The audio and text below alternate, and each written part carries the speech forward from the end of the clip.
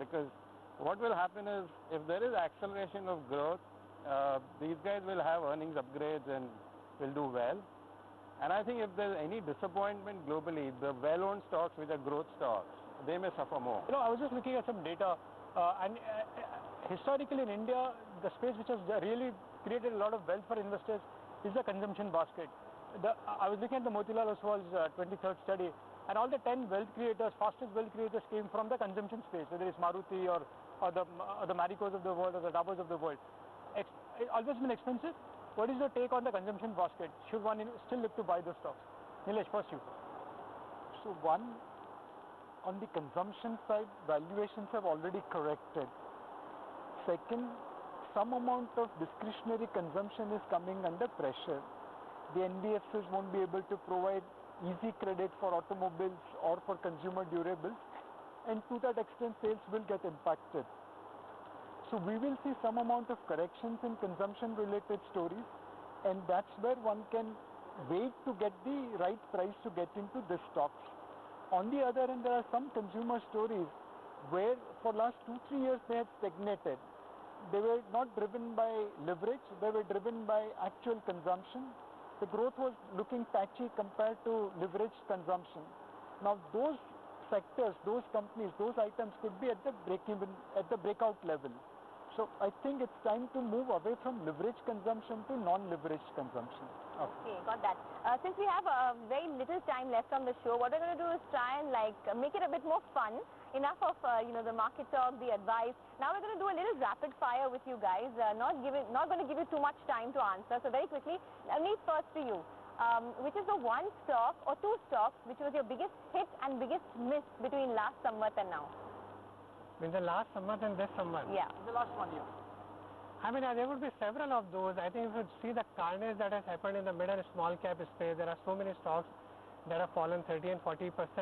But thankfully for us, there are a lot of other stocks that have made up for it. I mean, identifying one or two, there are so many. Oh, you can't give me a politically correct answer. You have to tell me the biggest mistake you made.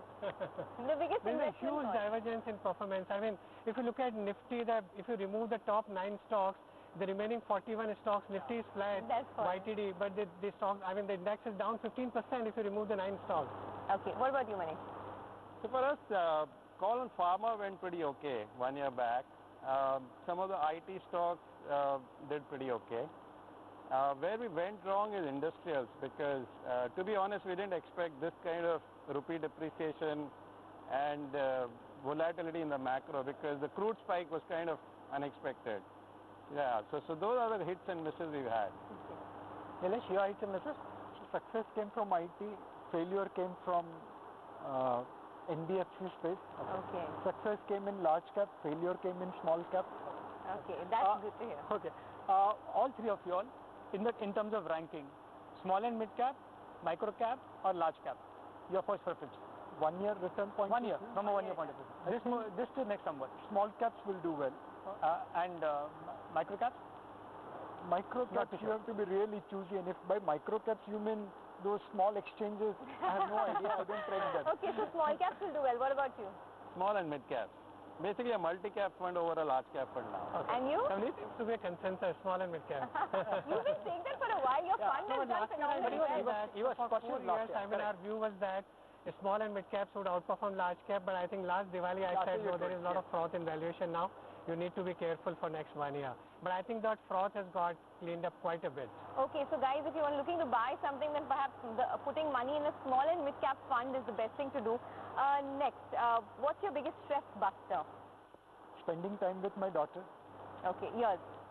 Same, plus playing badminton. Wait, what do you play? Badminton. Oh, lovely. Okay. Meditation. Meditation. You also meditate, you do yoga. I thought you would say yoga is your stress buster. That's the second stress buster. When my daughter gets stressed, then Okay, in the next 1 year from now, Nifty down 10%, up 10%, all three of you. I think up 10% plus. Manish? Very difficult to give short-term targets, but 3 years definitely double. 1 year. It's not short term, 1 year. 1 year, I don't know. 3 years double digit. Okay. What about you? 10% plus if you are lucky and sensible, 10% down if you are unlucky and unsensible. This is very diplomatic. You give me. Yeah, what do you think? I would say 10% plus regardless of anything. This is the bold call. Unless there This is a the bold large, call. so let's say if oil goes to 100, if there is a trade war which really blows out of proportion, that's a different thing altogether. But otherwise, I think 10% plus regardless of anything in domestic So economy. he's really putting his money where his mouth is. Yeah. Last year he said avoid small cap. This year he's saying buy small cap, small and mid cap funds. And the market will go up 10%. 10% from here. Wow. Come on, you have to stick your neck out.